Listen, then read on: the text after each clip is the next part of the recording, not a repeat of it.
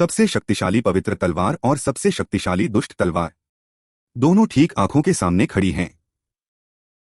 क्या बकवास पवित्र तलवार है। सियान ने बिना किसी हिचकिचाहट के दुष्ट तलवार उठा ली। यह नीति का दोतरफा मिलन है। हाथ में इसका एहसास भी बेहद रेशमी और बारीक है। मन करता है कि कुछ काटकर इसका परीक्षण करूं। पिछले जन्म में सियान इसी दुष्ट तलवार के दम पर साम्राज्य का सबसे शक्तिशाली गुप्त हत्यारा बना था, जबकि उसके बड़े भाई एशेल को पवित्र तलवार की स्वीकृति मिली थी और वह साम्राज्य का सबसे शक्तिशाली पवित्र योद्धा होली नाइट बना था। पिता हमेशा सियान को सिखाते थे कि उसे परिवार के लिए जीना है और अपने बड़े भाई की परछाई बनना है। वह धूप में नहाती हुई पत्ती है और मैं जमीन में गहरी दबी हुई जड़ हूं। सियान ने हमेशा इस बात को अपने दिल में संजोकर रखा था। निष्ठुर और गुमनाम, अंधेरे में गहरे छिपे रहना, चाहे वह साम्राज्य की शाही सत्ता के खिलाफ युद्ध हो या फिर राक्षसों के आक्रमण के खिलाफ नस्लीय युद्ध। सियान हमेशा पीछे रहकर अपने भाई के रास्ते की हर बाधा को साफ करता था। इसी वजह से उनका परिवार महाद्वीप के शिखर पर पहुंच गया। लेकिन जैसे ही एशेल कबीले के मुखिया के पद पर बैठा, उसने एक साजिश रचकर सियान की हत्या कर दी। उसकी आंखों में सियान के लिए साफ नफरत देखी जा सकती थी। धूप में नहाया हुआ वह पवित्र योद्धा यह कैसे बर्दाश्त कर सकता था कि उसका अपना भाई एक गंदे हाथों वाला, बदबूदार और बेरहम हत्यारा हो। सियान ने कभी नहीं सोचा था कि परिवार के लिए अपना सब कुछ न्यौछावर करने के बाद उसे ऐसा अंजाम मिलेगा। यह सचमुच एक मूर्ख जैसी जिंदगी थी। सियान को लगा था कि वह इसी तरह कायरों की मौत मर जाएगा, लेकिन पलक झपकते ही उसकी आंखें फिर से खुल गईं। मूल्यांकन परीक्षा का समय होने वाला है, जल्दी से होश में आओ। इस समय सियान पूरी तरह से हैरान और अवाक रह गया। नौकरानी एमिली, जिसे उसने 20 से अधिक वर्षों से नहीं देखा था, वह अभी भी वैसी ही क्यों दिख रही थी जैसी बचपन में थी। क्या वह सचमुच अपने बचपन में वापस लौट आया है? यह सब इतना अवास्तविक लग रहा था। क्या तुम मूल्यांकन से डर रहे हो, इसलिए जानबूझकर समय बर्बाद कर रहे हो? किस बात का मूल्यांकन? कौन किसका मूल्यांकन करने जा रहा है? सियान को एहसास हुआ कि वह अतीत के ड्यूक के महल में वापस आ गया है। यह समय अकादमी में प्रवेश करने से ठीक 1 साल पहले का होना चाहिए। इलाके में वार्षिक तलवारबाजी का मूल्यांकन चल रहा है, जो कि एक बहुत ही महत्वपूर्ण कार्यक्रम है। उसके पिता ड्यूक बर्ट खुद व्यक्तिगत रूप से इसे देखने आए हैं। उसका प्रतिद्वंद्वी उसका सौतेला भाई है क्रैंच, जो घर में तीसरे नंबर पर है। पिछले जन्म में इस समय सियान को अभी तक दुष्ट तलवार नहीं मिली थी, इसलिए उसे बहुत बुरी तरह प्रताड़ित किया गया था और इस वजह से पिता सियान से बेहद निराश हुए थे। चाहे यह कोई सपना हो या न हो, अब उसे सबक सिखाना ही होगा। लेकिन जैसे ही सियान ने अपनी तलवार खींची, उसे आखिरकार यकीन हो गया कि यह कोई सपना नहीं है। उसके हाथ में लोहे की तलवार का वजन बेहद असली था। यह 10 साल का शरीर अभी भी बहुत कमजोर है। एक तलवार को पकड़ने में भी इतनी ताकत लग रही है। जैसे ही ड्यूक ने हाथ हिलाकर इशारा किया, तीसरा भाई क्रैंच बेसब्री से आगे बढ़ा और उसने हमला कर दिया। लेकिन सियान की आंखों में उसकी हरकतें बहुत धीमी थीं। बस अपने कदमों को थोड़ा सा घुमाकर उसने बड़ी शालीनता से उसके पूरी ताकत से किए गए वार को टाल दिया। तीसरा भाई क्रैंच अभी मुड़कर कुछ ताने कसना ही चाहता था, लेकिन उसके स्वागत में सियान का एक जोरदार तिरछा वार तैयार था। उसकी तलवार हवा में उड़ गई और फिर सीधे उसकी पिंडली पर एक करारा प्रहार हुआ। तीसरे भाई की आंखों से तुरंत आंसू निकल आए और वह जमीन पर गिरकर जोर जोर से रोने चिल्लाने लगा। इस समय सियान को मूल्यांकन समाप्त करने के लिए बस अपनी तलवार उसकी गर्दन पर रखनी थी, लेकिन बचपन में इस तीसरे भाई ने सियान को बहुत तड़पाया था। अब जब मैं यहां आ ही गया हूं, तो क्यों न उसे बचपन की एक कभी न भूलने वाली याद दे दी जाए। जब जिंदगी फिर से शुरू हुई है, तो क्यों न इसे अपनी मर्जी से और खुलकर जिया जाए। इस मुकाबले के परिणाम में कोई संदेह नहीं था। सियान की जीत ने ड्यूक का ध्यान भी अपनी ओर खींचा। उन्होंने कैप्टन नाइट जुर्गेन को आदेश दिया कि वह सियान को निजी बातचीत के लिए अध्ययन कक्ष स्टडी रूम में ले जाएं।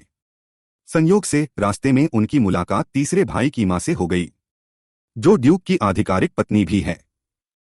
वह शायद मेडिकल रूम में अपने बेटे को देखने जा रही थी। उसकी आंखें ऐसी थीं मानो वह सियान को कच्चा चबा जाना चाहती हो, लेकिन उसका चेहरा ऐसा बना हुआ था मानो उसने गंदगी चख ली हो। सियान उसे तवज्जो नहीं देना चाहता था, लेकिन इस औरत की जुबान सचमुच बहुत कड़वी और गंदी थी। उसने सियान की मां का मजाक उड़ाते हुए उन्हें एक गंदी दासी कहा और सियान से अपनी औकात में रहने को कहा। यह बात सुनकर सियान खुद पर काबू नहीं रख सका। ऐसा लगता है कि उसे इसे सबक सिखाने का मौका ढूंढना होगा। इसके बाद उसने मुस्कुराते हुए कहा, क्रैंच शायद मेरे साथ ही अकादमी जाएगा, है ना? मैं निश्चित रूप से अकादमी में उसे परिवार जैसी गर्माहट का एहसास कराऊंगा। सियान के इस भाईचारे वाले तंज ने उस औरत को इतना गुस्सा दिला दिया कि वह सीधे उसे थप्पड़ मारना चाहती थी, लेकिन पास में खड़ा कैप्टन नाइट कोई दिखावे की चीज नहीं था। आखिरकार लॉर्ड ड्यूक के बुलावे में बिना वजह देरी नहीं की जा सकती थी। ड्यूक की पत्नी गुस्से में अपने दांत पीसकर रह गई और सियान ने भी सही समय पर उसे जवाब दिया। एक प्यारी सी मुस्कान के साथ दृश्य बदलता है। सियान ड्यूक के अध्ययन कक्ष में आता है। ड्यूक विलियम्स बर्ट, वह इस महाद्वीप के रक्षक हैं। जैसा कि उम्मीद थी, सियान को बुलाने का कारण वास्तव में वह मूल्यांकन की घटना ही थी। उन्होंने देख लिया था कि सियान की तलवारबाजी का हुनर असाधारण था। उसने तलवार की धार के रास्ते का बिल्कुल सटीक अनुमान लगाया था और फिर उससे बच निकला था। लेकिन जहां तक उन्हें पता था, सियान ने कभी तलवारबाजी नहीं सीखी थी, यहां तक कि पहले वह तलवारबाजी के प्रति अरुचि दिखाता था। तुमने अपनी इतनी बेहतरीन क्षमता को क्यों छुपाया? सियान ने शर्माते हुए अपना सिर खुजलाया और कहा कि वह बस दूसरों का ध्यान अपनी ओर नहीं खींचना चाहता था। तुमने सचमुच क्रैंच को बहुत अच्छी तरह से दबाया, लेकिन उसके बाद का तुम्हारा व्यवहार, क्या उसमें थोड़ी बहुत व्यक्तिगत दुश्मनी शामिल नहीं थी? यह स्पष्ट रूप से सियान की एक परीक्षा थी। मैं बस यह साबित करना चाहता था कि मैं क्रैंच से बेहतर हूं। यह बात सुनकर ड्यूक बिना किसी विशेष कारण के थोड़ा मुस्कुराए। जाहिर तौर पर वे इस जवाब से काफी संतुष्ट थे। उन्होंने कहा कि भविष्य में सियान निश्चित रूप से एशेल का सबसे अच्छा मददगार बनेगा। एशेल के उस निष्कपट भाईचारे को याद करते हुए जो उसने पिछले जन्म में दिखाया था, सियान ने मन ही मन सोचा कि वह निश्चित रूप से उसे इसका बहुत अच्छा बदला देगा। सियान की जीत की सराहना करने के लिए ड्यूक ने उसकी एक इच्छा पूरी करने का वादा किया। तुमने यह कैसे कह दिया कि तुम अग्रिम पंक्ति फ्रंटलाइन पर जाना चाहते हो? एमिली को लगा कि सियान निश्चित रूप से पागल हो गया है। कोई इंसान भला ड्यूक से इतनी भयानक मांग कैसे कर सकता है?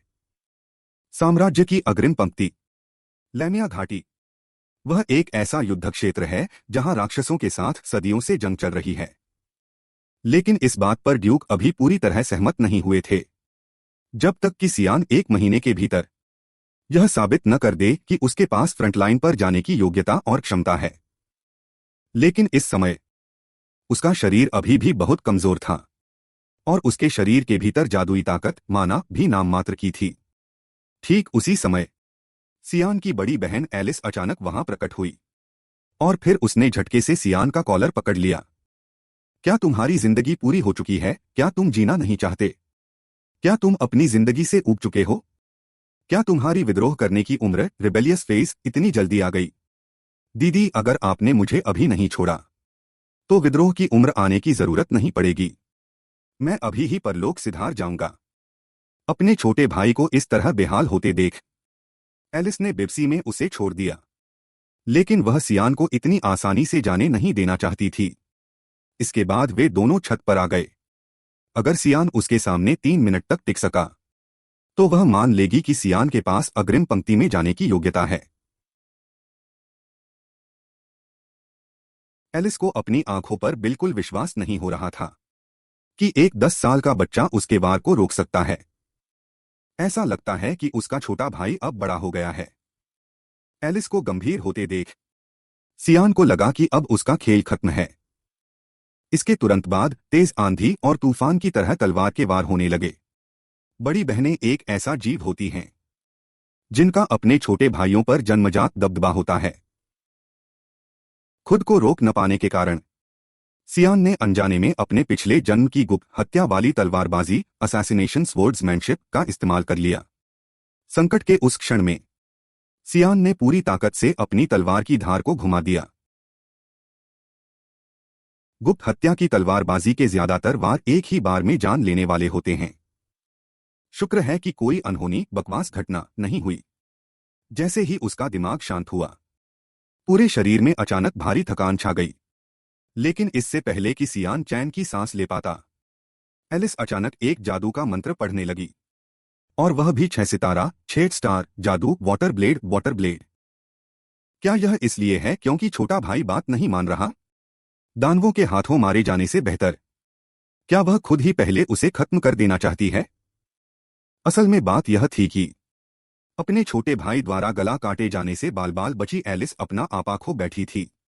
इस समय सियान के पास पीछे हटने का कोई रास्ता नहीं था। लेकिन वह बिल्कुल भी चिंतित नहीं था। वह सीधे एलिस की तरफ दौड़ा, क्योंकि सियान जानता था कि captain knight Jurgen, captain knight Jurgen हमेशा आसपास ही रहते हैं। कुमारी एलिस, छोटे मालिक के साथ ऐसा व्यवहार करना क्या कुछ ज्यादा नहीं हो गया? खुद को सुरक्षित पाकर सियान ने आखिरकार राहत की सांस ली। दूसरी तरफ एलिस भी अचानक होश में आई और फिर उसने झटके से सियान को गले लगा लिया। असल में वह बस यह नहीं चाहती थी कि सियान अग्रिम पंक्ति में जाने के लिए इतना जिद करे। इसी वजह से उसने अपना आपा खो दिया था। यह सच में एलिस का ही अंदाज था। एलिस एकेडमी के सबसे बेहतरीन छात्रों में से एक थी और अपने खूबसूरत रूप के कारण वह हमेशा से युवा पीढ़ी की आदर्श गॉडेस रही थी। इशेल आयशल के साथ मिलकर उसे मानव जाति के भविष्य की उम्मीद कहा जाता था। लेकिन नाइट्स ऑफ लाइट में शामिल होने के बाद दुर्भाग्य से उसकी मृत्यु हो गई। सियान हमेशा अपनी बड़ी बहन को बहुत याद करता था।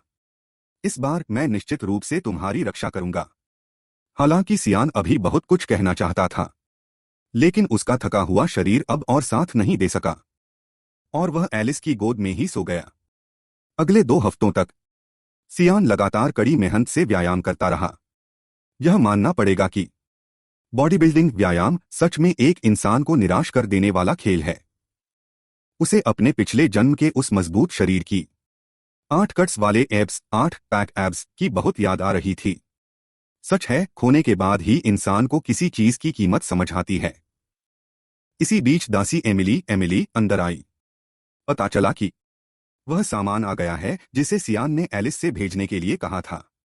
यह हेलहाउंड का खून था। यह एक ऐसी दुर्लभ चीज है जो केवल लैमे घाटी लैम वैली में ही मिल सकती है। इसकी अजीबोगरीब दुर्गंध और जलन पैदा करने वाले स्वाद के कारण इसे हमेशा से एक जहर माना जाता रहा है। लेकिन केवल सियान ही जानता था कि इसे पीने से जादुई शक्ति और शारीरिक ताकत को हमेशा के लिए बढ़ाया जा सकता है। दासी एमिली के मशरूम सूप का स्वाद चखने के बाद अब सियान किसी भी तरह का स्वाद सहन कर सकता था। शरीर के भीतर की हलचल मचाती शक्ति ने सियान को बेहद उत्साहित कर दिया। इस समय बाहर जाकर दौड़ना बहुत जरूरी था। आज कैप्टन नाइट यूर्गेन की नियमित रिपोर्ट का दिन था, इसलिए वे सियान के साथ नहीं गए थे। यही वह मौका था जिसका सियान बेसब्री से इंतजार कर रहा था। यह एक ऐसी जगह थी जिसके बारे में फिलहाल सिर्फ वही जानता था। सियान ने अपनी हथेली में जादुई शक्ति को इकट्ठा किया और फिर अचानक उसे जमीन पर दे मारा। पूरी जमीन पल भर में धंस गई और एक गहरा अंधेरा रास्ता सामने आ गया। यह प्रकाश के देवता ल्यूमेंडल को समर्पित एक मंदिर था। 300 साल पहले के देवताओं और दानवों के युद्ध ने पूरे इतिहास को मिटा दिया था। इसलिए कोई नहीं जानता था कि यह जगह इस छोटे से शहर के पीछे वाले पहाड़ पर स्थित है। इसे 20 साल बाद ही दोबारा खोजा जाना था।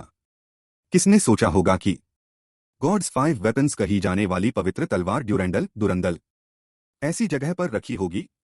इसके बाद सियान ने अपना हाथ पवित्र तलवार की तरफ बढ़ाया, लेकिन उम्मीद के मुताबिक कोई प्रतिक्रिया नहीं हुई।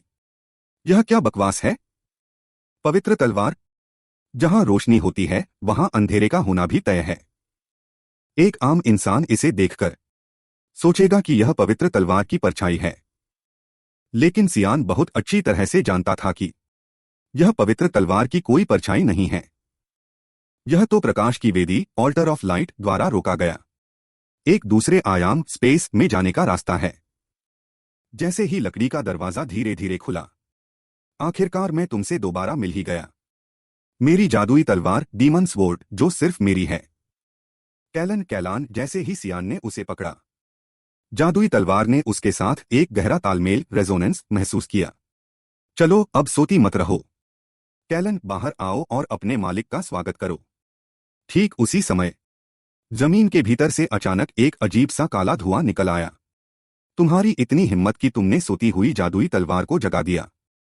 क्या तुम जानते हो कि इसका क्या मतलब है? इसका मतलब है कि तुम जाग गए हो और अब से तुम मेरे हो। और बातचीत न करते हुए वह काला धुआं तुरंत सियान पर हमला करने के लिए आगे बढ़ा। लेकिन अगले ही पल सियान ने झटके से उसका गला दबोच लिया। वह काला धुआं तुरंत एक इंसानी रूप में बदल गया। उसे समझ नहीं आ रहा था कि सियान उसे छू कैसे पाया, लेकिन वह इतनी आसानी से एक बच्चे को अपना मालिक स्वीकार नहीं करना चाहता था, और वह भी एक ऐसे बच्चे को जिसकी जुबान इतनी कड़वी हो। सियान का भी जादुई तलवार के साथ ज्यादा उलझने का कोई इरादा नहीं था। अपने पुराने हथियार से निपटने के लिए बेशक उसके पास एक आसान और तेज तरीका था, जनरल मैजिक। General magic. अब क्या तुम समझ गए कि हम दोनों में से असली बॉस कौन है? कमीने बच्चे, तुम्हें इस जादू स्पेल के बारे में कैसे पता चला? General magic. General general general magic. यह साफ था कि जादुई तलवार कैलन को आखिरकार सियान ने अपनी बात मानने पर मजबूर कर ही दिया। लेकिन इस मनाने की प्रक्रिया में काफी समय बर्बाद हो गया था। अब घर वापस लौटने का समय हो गया था। इस समय काइलान एक छोटे शैतान डीमन के रूप में बदल जाता है। सील की गई जगह से आजाद होने की खुशी में वह बहुत ज्यादा उत्साहित दिख रहा था। अगर सब कुछ ठीक रहा तो पवित्र तलवार होली स्वॉर्ड के मालिक को प्रकट होने में अभी 20 साल और लगेंगे। इसके बाद सियान एक्सायेन की आंखें अचानक तीखी और गंभीर हो गईं। उसने उल्टे हाथ से जादू की तलवार डीमन स्वॉर्ड को पकड़ा और एक ही वार में पवित्र तलवार की मूठ हैंडल को काट डाला।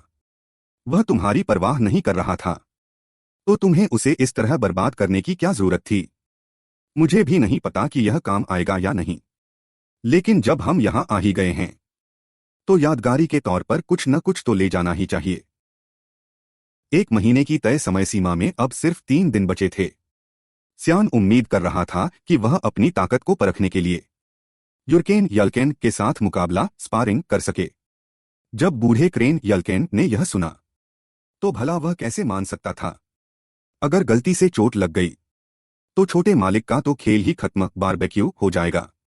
उसने तुरंत सियान को समझाया कि अभ्यास के लिए वह क्रैंस के पास जा सकता है। मालिक, आप कृपया मेरे पास मत आइए। यह नहीं हो सकता। वह तीसरा क्रांस अब मुझे देखते ही भाग जाता है, यह देखते हुए कि इस बात को टाला नहीं जा सकता। यूरकेन ने कहा कि वह मुकाबले में सिर्फ अपनी म्यान स्कैबबर्ड का ही इस्तेमाल करेगा, लेकिन कौन जानता था कि इस शातिर लाओलियो सियान की एक और अतिरिक्त शर्त थी। असल में वह चाहता था कि आज की बात को गुप्त रखा जाए, यहां तक कि ड्यूक को भी इसके बारे में पता न चले। जैसे ही उसने अपनी बात खत्म की, सियान तुरंत यूरकेन की तरफ तेजी से झपटा और सामने से सीधा एक जोरदार क्षैतिज वार हॉरिजॉन्टल स्लैश किया। यह वार इतना भारी और घातक था कि यह पूरी तरह से यूरकेन की सोच से परे था। लेकिन यह अभी खत्म नहीं हुआ था। सियान की परछाई पलक झपकते ही गायब हो गई। देखते ही देखते दोनों के बीच 300 से अधिक वारों का आदान प्रदान हो गया। काफी देर तक हावी न हो पाने के कारण सियान ने एक ही अंतिम वार में फैसला करने का सोचा। शातिर सियान ने जमकर वार किए और मजे लिए, और फिर सही समय देखकर रुक गया। उसने यूरकेन को अकेले वहीं हैरान खड़ा छोड़ दिया। यूरकेन को अपनी आंखों पर विश्वास नहीं हो रहा था कि मात्र 10 वर्ष का छोटा सियान अब इस स्तर तक शक्तिशाली हो चुका है। 3 दिन का समय पलक झपकते ही बीत गया। सियान वादे के मुताबिक परीक्षा के तय स्थान पर पहुंच गया। युद्ध की अग्रिम पंक्ति फ्रंटलाइन में जाना कोई बच्चों का खेल नहीं है। अगर तुम अभी भी इसे रद्द करना चाहते हो तो समय है। मेरा दिल तो पहले ही युद्ध के मैदान में पहुंच चुका है। सियान को अपनी जिद पर अड़ा देख ड्यूक ने उसे थोड़ा सबक सिखाने का फैसला किया। फिर यूरकेन ने एक सील करने वाला सीलिंग स्क्रॉल निकाला और हाथ उठाकर उसे दूर हवा में फेंक दिया। एक तेज और चौंधिया देने वाली रोशनी चमकी और आग की लपटों से घिरा एक नर्क का कुत्ता हेलहाउंड अचानक वहां प्रकट हो गया। उसने आते ही सीधे अपने तीखे पंजे दिखाए। साफ था कि यह हेलहाउंड इस तरह सील किए जाने से बिल्कुल खुश नहीं था। भले ही वह इंसान नहीं है, लेकिन इंसान सच में बहुत मतलबी कुत्ते जैसे हैं। यह हेलहाउंड लेमेया घाटी का एक निचले स्तर का जादुई जीव डीमोनिक बीस्ट था।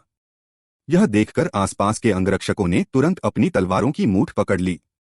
अगर युवा मालिक सियान किसी खतरे में पड़ता है तो उन्हें हर हाल में उनकी जान बचानी होगी।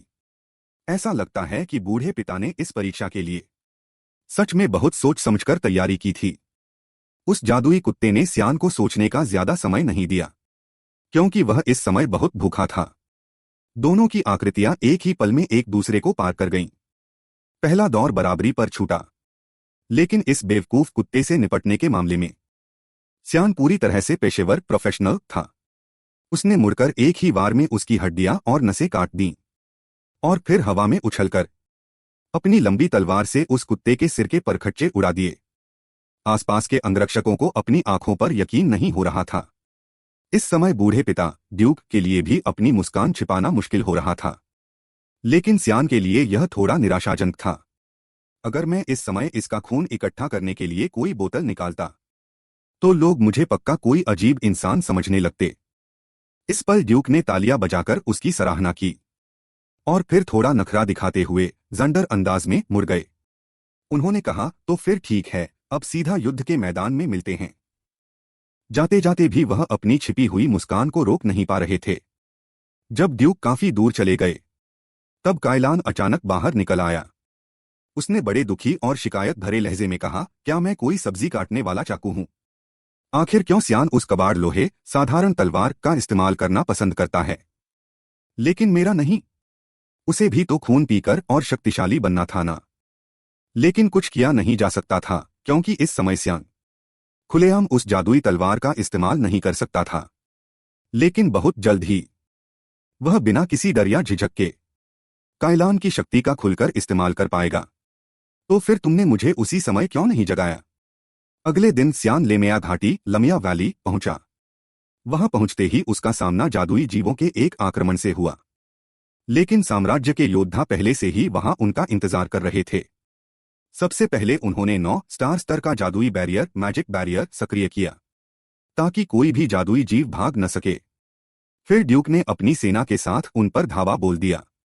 बिना पीछे हटे, बिना किसी डर के, उन्होंने मुख्य रूप से अपनी भारी संख्या, बेहतरीन प्रतिभाव और मौत से न डरने वाले जज्बे का प्रदर्शन किया। कुछ ही पलों में जादुई जीवों का पूरी तरह से सफाया कर दिया गया। दासी एमिली की चीख पुकार के बीच सियान को अपने पुराने दिनों की यादों का एक एहसास मिला। इस समय ड्यूक ने सियान को चेतावनी देते हुए कहा, यह एक ऐसी जगह है जहां किसी भी पल तुम्हारी जान जा सकती है। जैसी लड़ाई अभी हुई है, वैसी दिन में कम से कम 3-4 बार होती है। इसलिए यहां एक पल के लिए भी सतर्कता नहीं खोई जा सकती। उन्हें उम्मीद थी कि सियान अपना ख्याल खुद रख सकेगा। सियान को जो तंबू टेंट दिया गया था वह युद्ध क्षेत्र के सबसे पिछले हिस्से में था।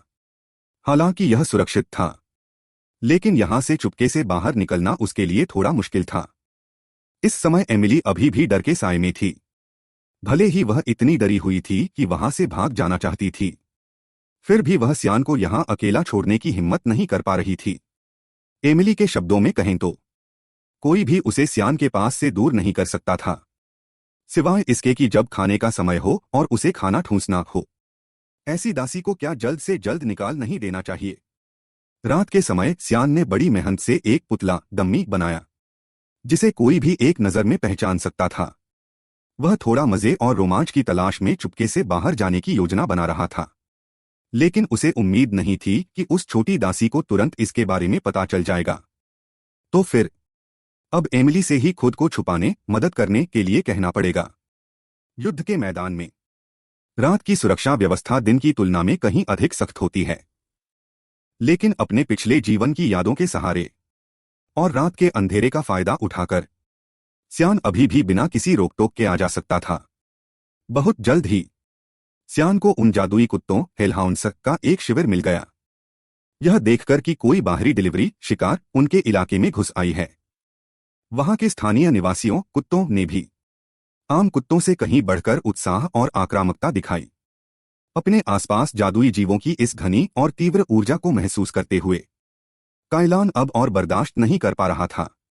भावनाएं काबू से बाहर हो रही थीं और आज की रात उसे एक शानदार और भीषण कत्लेआम लड़ाई करना ही था।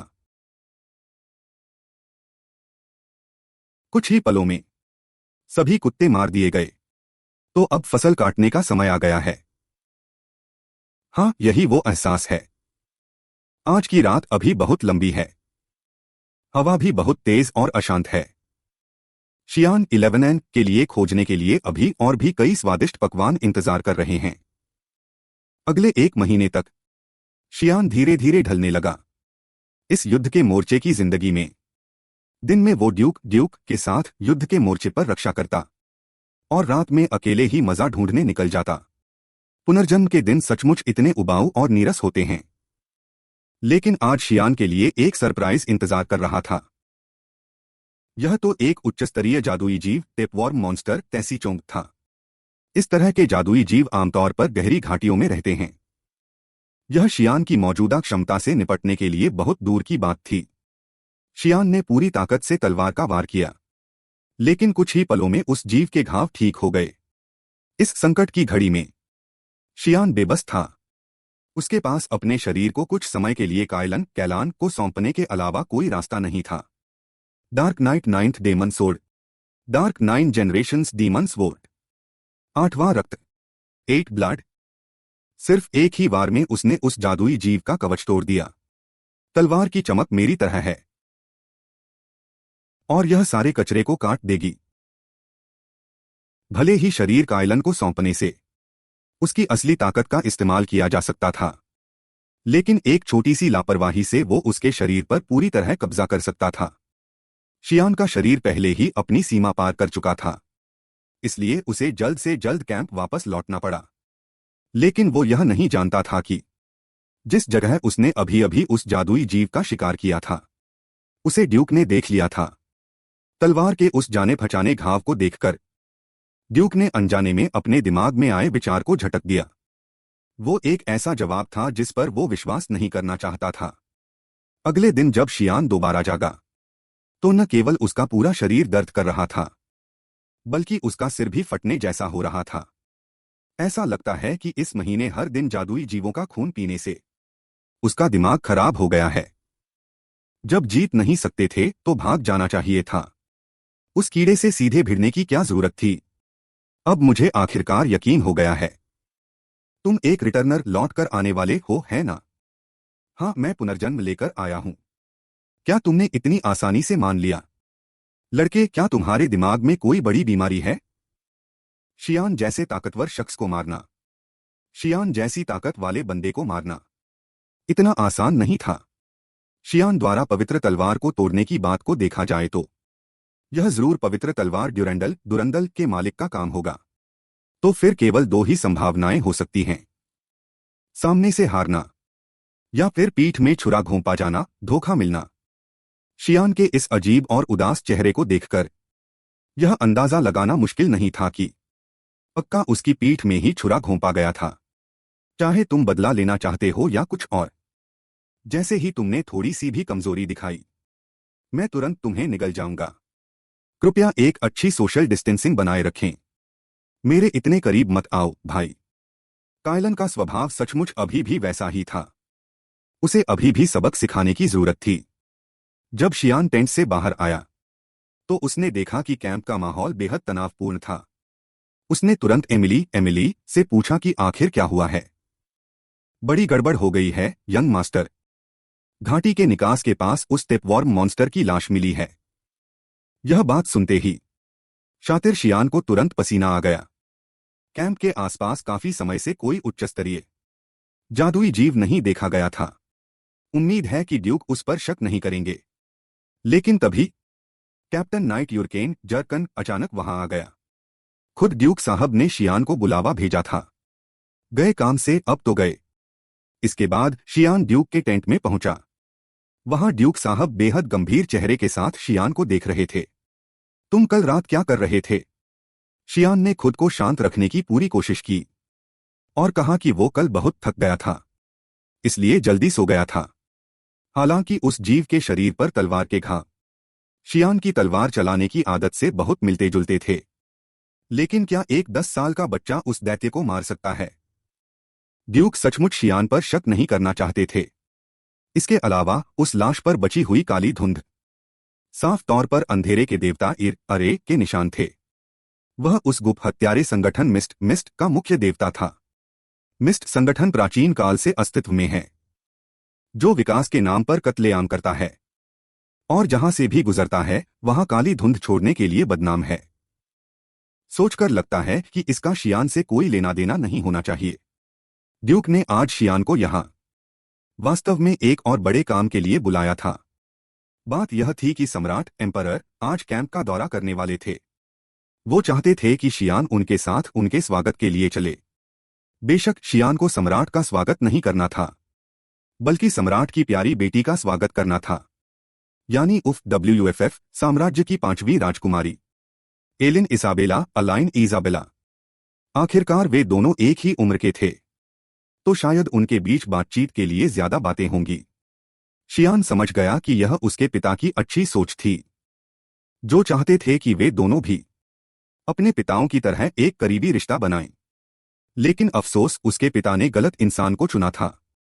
उस साम्राज्य के सम्राट की 2 पत्नियां थीं।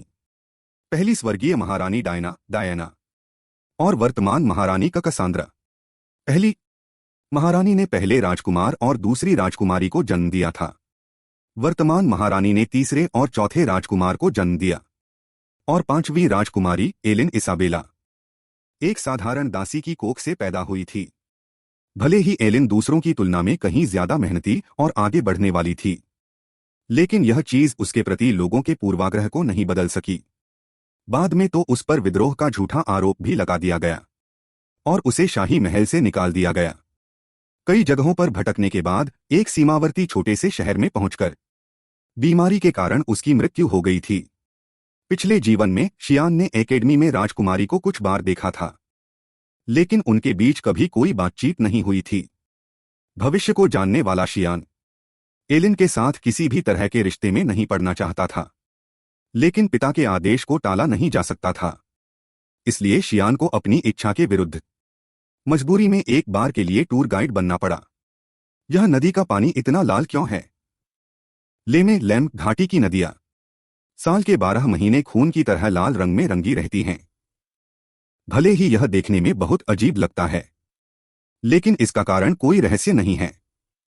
जो जादुई जीव अपना आपा खो देते हैं या मरने की कगार पर होते हैं, वे अपनी प्रवृत्ति के कारण नदी में कूद जाते हैं।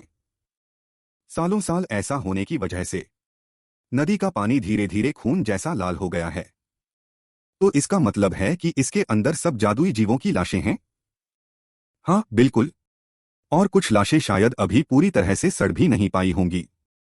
एलिन ने यह सुनते ही तुरंत घृणा महसूस की। एक पुरानी कहानी है कि इस नदी का आखिरी छोर दानवलोक डीमन रियल्म से जुड़ा हुआ है। अगर हम नदी के किनारे किनारे चलें तो शायद हम दानव राजा डीमन किंग से भी मिल सकते हैं। अगर किस्मत से उनसे मुलाकात हो गई तो हम उनका ऑटोग्राफ ले सकते हैं। क्या पता वो बहुत कीमती साबित हो। जब दोनों आपस में बातचीत कर रहे थे, तभी अचानक आसमान में एक चकाचौंध कर देने वाली रोशनी चमकी। यह मोर्चे फ्रंटलाइन से भेजा गया मदद का संकेत था। इसका मतलब था कि इस समय राक्षसी जीवों डीमंस के साथ युद्ध चल रहा था। ड्यूक ने तुरंत सैनिकों को सम्राट की रक्षा करने का आदेश दिया, लेकिन सम्राट के विचार कुछ अलग ही थे। महल में बैठे बैठे उनका शरीर मानो जाम हो चुका था, उबाऊ हो चुके थे। इस बार वे बाहर अपनी जान देने नहीं आए थे, बल्कि दुश्मनों का वीरता से सहार करने आए थे। लेकिन राजकुमारी यालिन की रक्षा करना अभी भी जरूरी था। हालांकि उसके चेहरे पर साफ तौर पर अनिच्छा दिख रही थी, जबकि दोनों की उम्र बिल्कुल एक जैसी थी। सियान मोर्चे पर जाकर लड़ सकता था और उसे पीछे रहकर सुरक्षा घेरे में रहना पड़ रहा था। इसलिए वह जिद करने लगी और हर हाल में साथ जाने पर अड़ गई। एन मौके पर सियान ने कैप्टन जुल्केन को बुलाया। शूरवीर पलक झपकते ही युद्ध के मैदान में पहुंच गया और छोटी राजकुमारी को जबरन वापस शिविर में ले जाने की तैयारी करने लगा। लेकिन यालिन के चेहरे पर डर का कोई नामोनिशान नहीं था। उसने ऊंचे स्वर में सियान को डांटा कि उसकी हिम्मत कैसे हुई राजकुमारी से बदतमीजी करने की। सियान उसकी इस लाड़ प्यार वाली आदत को सहने वाला नहीं था। मोर्चे पर मनमानी करना न केवल खुद के प्रति गैर जिम्मेदाराना था, बल्कि सैनिकों के जीवन के साथ खिलवाड़ भी था। छोटी राजकुमारी यालिन को आज तक किसी ने इस तरह नहीं डांटा था। वह इतनी अवाक रह गई कि उसके मुंह से शब्द ही नहीं निकले। वह सिर्फ लाचार होकर सियान को जाते हुए देखती रही। इस समय फ्रंटलाइन सेना पर राक्षसी जीवों का हमला हो रहा था। मानना पड़ेगा कि इन राक्षसों का रूप बेहद अजीब और डरावना था। अच्छा हुआ कि ड्यूक साहब सही समय पर पहुंच गए। उन्होंने तुरंत सैनिकों को संगठित किया और राक्षसों पर धावा बोल दिया। इसी बीच जादुई तलवार कैलन खुद से ही वहां बड़बड़ा रही थी। यह राजकुमारी सच में बहुत जिद्दी है। सियान को भी लगा कि ऐसी राजकुमारी से उचित दूरी बनाकर रखना ही बेहतर है। अचानक आसमान में बिजली कड़क उठी। पता चला कि सम्राट ने अपना जलवा दिखाना शुरू कर दिया था। उन्होंने लापरवाही से एक 8 स्टार स्तर का जादू चला दिया था। दिग्गज प्रकाश ऊर्जा। ऐसा लगता है कि अगर वे सम्राट न भी होते तो मैजिक एसोसिएशन में अध्यक्ष का पद संभालना उनके लिए बहुत मामूली बात होती। आजकल हर क्षेत्र में प्रतिस्पर्धा कंपटीशन बहुत बढ़ गई है। रात के समय एमिली अभी भी ताना मार रही थी कि सियान बिल्कुल एक कोरा कागज बुद्धू है। राजकुमारी से मिलने के बाद भी उसने मौके का फायदा नहीं उठाया। अगर ऐसा ही रहा तो वह निश्चित रूप से अकेला ही मरेगा, बिल्कुल तन्हा और बेसहारा। लेकिन सियान को इस बात से कोई फर्क नहीं पड़ रहा था। वह देर रात के नाश्ते स्नैक्स के लिए बाहर जाने की सोच रहा था। जैसे ही उसने तंबू का पर्दा हटाया, उसने देखा कि कोई काफी देर से उसका इंतजार कर रहा था। वह खुद राजकुमारी यालिन थी। दिन में जो कुछ भी हुआ था उसके बारे में वह सियान से अकेले में कुछ बात करना चाहती थी। एमिली के लिए तो यह सियान के लिए एक बेहतरीन मौका था। हालांकि वह भी वहां रुककर गपशप का मजा लेना चाहती थी, लेकिन समझदारी दिखाते हुए वह बाहर चली गई ताकि दोनों को एकांत मिल सके। उस पल वहां का माहौल बिल्कुल शांत हो गया। अगर हिसाब लगाया जाए तो सियान की मानसिक उम्र अब 40 वर्ष हो चुकी थी। वह किसी भी तरह से एक 10 साल की बच्ची के प्रति कोई भावना नहीं रख सकता था। लेकिन एमिली के जाने के बाद यालिन ने तुरंत सियान से माफी मांगी। उसने स्वीकार किया कि दिन में उसने जिद की थी। सियान ने भी झेंपते हुए अपना सिर खुजलाया। सच तो यह था कि उसे इस बात की कोई परवाह ही नहीं थी। क्या आप अकादमी में दाखिला लेने वाले हैं? वहां आने के बाद कृपया मेरा मार्गदर्शन कीजिएगा। मुझे खेद है, लेकिन ऐसा लगता है कि मैं राजकुमारी की कोई मदद नहीं कर पाऊंगा। अगर आप यहां लोगों को अपने पक्ष में करने आई हैं तो कृपया वापस लौट जाइए। सियान की यह सीधी और तीखी बात बहुत चुभने वाली थी। थोड़ी देर के लिए रुकने के बाद यालिन ने धीमी आवाज में कहा, क्या आपको भी लगता है कि मेरा नाम सिर्फ दिखावा है? आपका समय लेने के लिए मुझे खेद है। वास्तव में मैं बस आपसे दोस्ती करना चाहती थी। यह मेरी ही नासमझी थी। मुझे नहीं पता था कि आपका स्वभाव एशेल से बिल्कुल अलग है। उसने अभी किसका नाम लिया? घबराहट में सियान ने लपककर यालिन की कलाई पकड़ ली। यालिन ने छुड़ाने की कोशिश की, लेकिन उसने महसूस किया कि कलाई पर पकड़ और मजबूत होती जा रही थी। तुम मेरे बड़े भाई को कैसे जानती हो? यालिन ने बताया कि जब वह अकादमी का दौरा करने गई थी तब उनकी अचानक मुलाकात हुई थी। एशेल ने उससे कहा था कि वह दूसरों की परवाह न करे और एक राजकुमारी की तरह अपनी मर्जी से जिए। इस पल सियान को सब कुछ समझ आ गया। असल में यह उस धूर्त एशेल की ही चाल थी जो पर्दे के पीछे से सब कुछ नियंत्रित कर रहा था। किसने सोचा था कि वह इसी समय से 5वीं राजकुमारी को रास्ते से हटाने की योजना बना रहा था? जब सियान राजकुमारी को चेतावनी देने ही वाला था, तभी तंबू की छत से अचानक एक अजीब सी आवाज आई। दूर से एमिली भी घबराती हुई दौड़ती आई। युवा मालिक, जल्दी भागिए। इसी के साथ दूसरी तरफ ड्यूक और सम्राट अभी भी शराब का आनंद ले रहे थे। हाल ही में साम्राज्य के भीतर कई रईसों, नोबल्स की हत्या की घटनाएं हुई थीं। हालांकि वे सभी भ्रष्ट अधिकारी थे, लेकिन सम्राट नहीं चाहते थे कि कोई और कानून हाथ में ले। कुछ कचरे को खुद ही साफ करना बेहतर होता है। इसके अलावा घटनास्थल पर काले धुएं के निशान भी मिले थे, लेकिन सम्राट का ध्यान वास्तव में किसी और बात पर था। कुछ रईस कुछ ऐसी अफवाहें फैला रहे थे कि इन घटनाओं के पीछे पांचवी राजकुमारी का हाथ है। ऐसा लगता था कि वे अपने किसी मकसद के लिए यालिंग का इस्तेमाल करना चाहते थे। इसलिए सम्राट ने ड्यूक से अनुरोध किया कि अगर उन्हें कुछ हो जाता है तो विलियम बेलकन हर हाल में यालिंग का ख्याल रखें। दोनों अभी आराम से शराब की चुस्कियां ले ही रहे थे कि तभी अचानक पीछे के शिविर पर राक्षसों के हमले की खबर आई। यहां तक कि छोटी राजकुमारी यालिंग भी लापता हो गई थी। लेकिन वास्तव में उनकी चिंता बेकार थी, क्योंकि जहां सियान मौजूद हो वहां हर कोई पूरी तरह सुरक्षित था। मगर उच्च श्रेणी के राक्षसों का इस तरह सीमा पर झुंड में आना निश्चित रूप से यह संकेत था कि इस जीवन में कुछ ऐसा बदला है जो पिछले जीवन में नहीं हुआ था। अभी एमिली डर के मारे मरने वाली थी। उसे सच में लगा था कि उसके छोटे मालिक का काम तमाम हो गया। जैसे ही तंबू का भारी पर्दा गिरा, सियान ने बिना घबराए संकट का सामना किया। उसने राजकुमारी को गोद में उठाया और तेजी से बाहर की ओर उड़ गया। आखिरकार वह इन छोटे मोटे जीवों के हाथों मरने वाला तो नहीं था। इस समय राजकुमारी यालिंग खुद को दोष दे रही थी। उसे लगा कि उसके आने की वजह से ही राक्षसों ने हमला किया है और उसकी वजह से कई सैनिकों को अपनी जान गंवानी पड़ी। साथ चल रही महिला सैनिक ने तुरंत यालिंग को दिलासा दिया कि राजकुमारी की रक्षा करना ही उनका कर्तव्य है। लेकिन वह यह नहीं जानती थी कि जब किसी मामूली किरदार साइड कैरेक्टर पर अचानक पूरा फोकस आ जाए तो इसका मतलब है कि उसकी मौत करीब है। दुर्भाग्य से तब तक बहुत देर हो चुकी थी। एक नरभक्षी राक्षस ओगर ने उसे अपने हाथों में मजबूती से दबोच लिया था। इस बेहद नाजुक मोड़ पर सियान ने अपनी तलवार खींची और राजकुमारी के आगे ढाल बनकर खड़ा हो गया। सियान को देखने के बाद ओगर नरभक्षी के चेहरे पर एक अजीब सी मुस्कान आ गई। इस समय सियान को पूरा यकीन हो गया था कि यह जादुई राक्षसों का झुंड उसी के पीछे आया है। इसलिए उसने तुरंत खुद को चारे के रूप में इस्तेमाल कर राक्षसों को दूसरी तरफ भटकाने का फैसला किया। उसने एमिली से राजकुमारी को लेकर तुरंत वहां से भागने का अनुरोध किया। किसे पता था कि एमिली इतनी आसानी से मान जाएगी। उसने राजकुमारी को गोद में उठाया, पलटी और तुरंत भाग गई।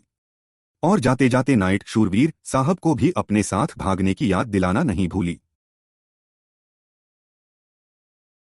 हवा के बीचों बीच तैरते हुए सियान अभी भी असमंजस में था कि आखिर वह इन जादुई राक्षसों को अपनी ओर क्यों आकर्षित कर रहा है। तभी कायलन की आवाज धीरे से गूंजी। असल में शक्तिशाली बनने के लिए सियान ने पिछले 1 महीने में अनगिनत जादुई राक्षसों का खून पिया था, जिसके कारण उसके शरीर से निकलने वाली गंध इन जादुई राक्षसों के लिए एक जानलेवा आकर्षण बन चुकी थी। जब तुम्हें यह बात पता थी तो तुमने पहले क्यों नहीं बताया? क्या तुम भूल गए? मैं तो हमेशा से तुम्हारे इस शरीर को हासिल करना चाहता हूं। अपना मुंह बंद रखो। मैं वो मर्द हूं जिसे तुम कभी हासिल नहीं कर पाओगे। वैसे इन जादुई राक्षसों से कोई फर्क नहीं पड़ता, चाहे जितने भी आकर मुझे घेर लें। ये सब सिर्फ सियान की ताकत बढ़ाने की खुराक बनेंगे। और अब तो आसपास देखने वाला कोई और भी नहीं है। इतनी सारी बेहतरीन सामग्रियां, हाई ग्रेड फूड, आज पेट भरकर खाने का मजा आ जाएगा। लेकिन तभी एक साये ने सियान का ध्यान खींचा। वह कोई और नहीं बल्कि एक डेल वाइवर्न ड्रैगन प्रजाति था। हालांकि वह अभी छोटा शावक था, लेकिन फिर भी वह एक ड्रैगन था। क्या यह भी इसी गंध से आकर्षित होकर यहां आया है? इस बार तो खेल बड़ा हो गया है ना? क्या अब तुम अपना शरीर मुझे सौंपना चाहोगे? जरूरी बात यह नहीं है कि यहां ड्रैगन क्यों आया है, बल्कि यह है कि आखिरकार आज मुझे ड्रैगन खाने को मिलेगा। इस बीच शिविर कैंप के दूसरी तरफ नाइट्स ने आखिरकार सभी जादुई राक्षसों का खात्मा कर दिया था। राजकुमारी यालिंग भी आखिरकार सुरक्षित शिविर में लौट आई थी। उसने हड़बड़ाते हुए सम्राट से सियान को बचाने की गुहार लगाई, लेकिन बहुत ज्यादा घबराई होने के कारण वह हकलाने लगी और पूरी बात साफ साफ नहीं बता सकी। अच्छा हुआ कि ड्यूक विलियम सही समय पर वहां आ गए। उन्होंने तुरंत एमिली से पूछा कि आखिर वहां क्या हुआ था। ड्यूक को पहली बार इतना गंभीर देखकर एमिली बुरी तरह डर गई। उसने रुक रुक कर किसी तरह पूरी बात समझाई। सियान ने उन लोगों को सुरक्षित निकालने के लिए खुद को खतरे में डाला और अकेले ही जादुई राक्षसों को दूसरी तरफ खींच ले गया। यह सुनकर सम्राट ने ड्यूक को तुरंत उसे बचाने जाने का आदेश दिया, लेकिन ड्यूक ने मुड़ते हुए जाने से इनकार कर दिया। उन्होंने कहा कि इस समय पहली प्राथमिकता यहां के हालात को संभालना है। अगर सेना की रक्षा पंक्ति टूट गई तो जादुई राक्षसों के साम्राज्य की सीमा में घुसने का खतरा बढ़ जाएगा। हमें जल्द से जल्द अपना मोर्चा फिर से तैयार करना होगा, तभी हम और बड़े नुकसान को रोक सकते हैं। सियान बेल्ट परिवार का एक सदस्य होने के नाते अगर राजकुमारी की रक्षा करते हुए सुरक्षित वापसी सुनिश्चित करता है तो इसके लिए अगर उसकी जान भी चली जाए तो वह पीछे नहीं हटता। इस क्षण राजकुमारी यालिन के दिल में बची आखिरी उम्मीद भी टूटकर बिखर गई। उसे लगा कि उसकी वजह से ही सियान इस भारी खतरे में फंसा है। अचानक आसमान से दहाड़ने की आवाजें गूंजने लगीं। यालिन ने पहचान लिया कि वह एक ड्रैगन की आवाज थी। उन्होंने देखा कि एक डेल वाइवर्न आसमान को चीरता हुआ जा रहा है। यालिन की अविश्वास से भरी आंखों के सामने साफ देखा जा सकता था कि उस विशाल ड्रैगन के शरीर पर कुछ लटका हुआ था। वह कोई और नहीं बल्कि लंबे समय से लापता बेट परिवार के छोटे नवाब सियान थे। मुझे बचाओ, मुझे बचाओ।